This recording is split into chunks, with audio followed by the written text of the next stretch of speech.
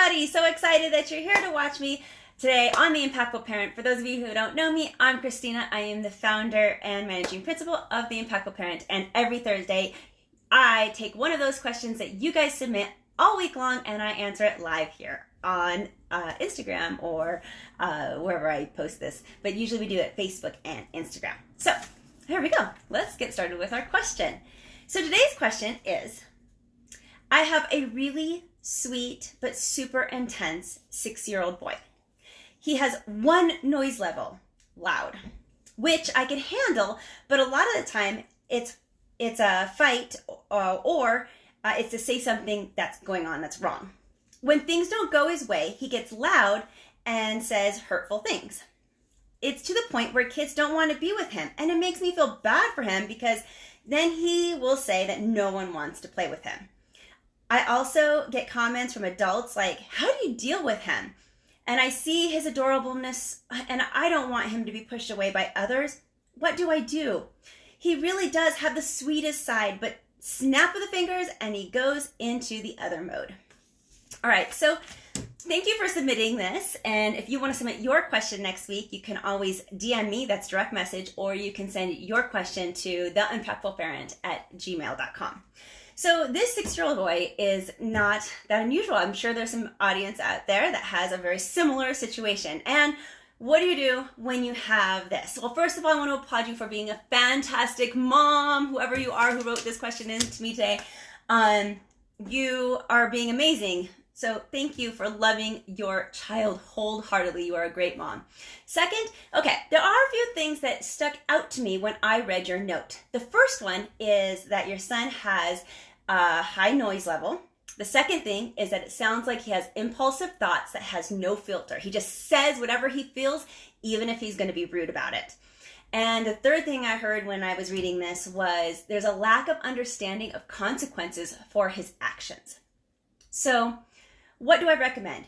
The first thing I'm going to recommend is that perhaps you do want to get him tested for some things like ADHD or even giftedness, because I see this a lot in the classroom with those kind of symptoms, and there's also some other things that you could be looking out for. What happens is sometimes we're in the day-to-day of our kids. It's like watching them grow. You don't really see them grow, right? But when somebody comes in from the outside, you're like, oh my gosh, you grew so much since the last time I saw you. It's that kind of thing. If we're doing it and seeing it and it's part of our day-to-day lives, sometimes we can't see sometimes what might be right in front of us. And that would be my recommendation first, is maybe to get him tested for some of those attributes to see if he would need some help. But let's say you don't want to do that, or there's other things you need to do to help in the meantime, right? Well, you need to be consistent with guided instruction and teaching him every time that something like the rude talking happens. So what you're going to do is every single time he says something rude, you're going to have to take him to the side and process with him about what was going on there. This is a little bit tiring and you have to be very consistent and exhausting, but in the long run, it's the best thing to do. So you take him to the side and you would say, how would that make you feel if somebody said that to you? And you kind of throw it back to him so he has to process what's going on. You know, would you like that if somebody had said that? What emotion are you feeling right now that made you want to say something like that to somebody else? Is there a better way that you could have rephrased what you wanted to say if he's angry? So you're coaching him through alternative ways and why is it that you're being impulsive? And this is, again, it's kind of tiring, but if you're consistent with it, it will help. It'll start alleviating the problem. So, for example, I might say, why did you tell John that he's stupid? How would you feel if John told you that you were stupid? Yeah, and even though you know you're not stupid, it doesn't make us feel good to hear that, does it? And then you say something like, when we're kind, then other people are more likely to be kind back to us. And people like them. You want to be kind to people. You might be, this might be why John doesn't want to play with you, because you're making him feel bad. So you're linking his behavior with a consequence, and it's right there in the moment, which is really important for especially the younger they are. I'm glad you have compassion for your son when kids don't want to play with him, but unfortunately, this kind of pain will serve him well in the future. Let me explain. You want to let him feel this uncomfortable feeling now when he's young, so he correlates being mean with others not wanting to be around him, because it's a good lesson. It's good for him to learn this consequence now, what his actions are doing to other people, and what in reciprocal, what's happening because of his actions, so he doesn't become a bully later. I would do the same thing with the loud behavior. So I would show him the consequence. So maybe it's saying something like, when you're loud, you're really hurting Aunt Jenny's ears. And that makes her want to get away from you because you're hurting her. So if you want to play or hang out with Aunt Jenny, then you really need to use your inside voice. And again, see, you're saying it out loud, you're processing with him how his action has this consequence in the moment and what's happening because of his behavior. So this is super important because you want to label the behavior and not the child. So you're saying that behavior has this consequence that we don't really like, the behavior, not you. There's nothing wrong with the child. It's the behavior. And your child has control of his behaviors. So he can choose a different action. Which leads me to some other stuff. So the next thing I would do is you teach him how to replace the behavior. Because a lot of times kids just don't know any other way. Well, okay, you can't just say, don't do that, and then they just don't know what to do. You have to tell them what to do instead. So in that last example, I said, you need to use your inside voice around Aunt Jenny. See, I replaced the loud behavior with the more appropriate behavior, and you say it out loud. Because although it seems so logical and intuitive to us, that sometimes for kids, it's not that obvious. You say, don't do something, and then they don't know what to do. Like, well, if I can't do that, what do I do then? And since they don't know what else to do, they keep repeating the behavior over and over again because you're not substituting it with anything else. The next thing I would do is I would set limits and boundaries on what's acceptable behavior before it occurs. And what I mean by that is if you know that you're having a play date with somebody and you're going to set the expectations of that play date before it happens. So before you even walk out the door, you're going to say, hey, we're going to go to John's house for this play date. We're going to be there for 1 hour.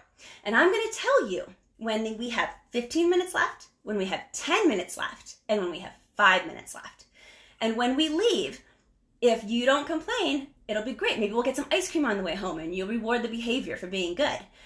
Or you can say, but if you don't leave or you start to cry when I ask you to stop playing, then the next time we may not see Johnny for like 10 minutes less, or maybe we won't see Johnny for a week, but there's a consequence for not following the instructions when the behavior was already, the expectations were already set prior. And you can also label things like, if you hit Johnny while we're there, we will leave immediately. And you're telling him this before you even walk out the door. You're setting the expectation. So he knows that if he gets mad and he hits somebody, you're gonna leave right away. And then you actually have to do it. There's no exceptions to this. If you hit somebody, you gotta get up and you gotta walk out and you apologize and you leave the room and you leave the house or leave the play date, wherever it is you're doing. And you're really setting that standard and being consistent with your boundaries. And then praise him for the good behaviors that you do want to see big time. So if he does do all the expectations that you asked, then hey, on the way home, we're getting ice cream or something fun. On the way home, we're going to go do this. Or because of that, you get to pick what we're going to do tonight or which movie we're going to watch for our family time. You're going to go ahead and do that for him and praise all that good behavior and just lift him up with all the good things that he does. So he starts to see more apparent the correlation between the good behavior and the behavior that's not serving him well. I would also establish a place in your home where when he gets angry and can't process those feelings, that he has a place to go decompress and recollect himself. And this is more important with the younger child, but older kids do this too. Older kids just use their room. But for my younger children, I'll put like a special tent in their room. And this tent maybe has pillows in it and books to read, maybe some manipulatives or fidgets. So when they get angry, they have this special place where they go to decompress, to pull themselves together, to make sure that their emotions come back into check. And it's their little place. So that helps. It helps them, give them a place to regulate again. Another thing maybe to teach kindness is also pets. Pets tend to do that. Live pets that you can snuggle with, dogs, rabbits, that shows kindness and how to be gentle. And lastly, I would say with this particular case, I would be really selective about the media that he's watching. If he's watching a lot of violent things, then that is kind of teaching him those same kind of behaviors.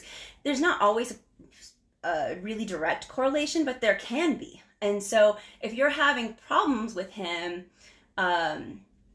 hitting or just being unkind in general, it might be something that you're not teaching him, but it could be something he's watching on media. So for a while, it doesn't have to be forever, for a while I would just monitor what kind of outside environment is teaching him these things. And media could be one of them. Obviously, anybody in the house can also be a part of that influence. And that's what I have for you today. I thank you again for submitting this question. I hope I answered it well enough for you guys. And again, if you want to submit your question for next week, you can do that by direct messaging me or go to theimpactfulparent@gmail.com. And maybe next week, I'll pick your question. So thanks, guys.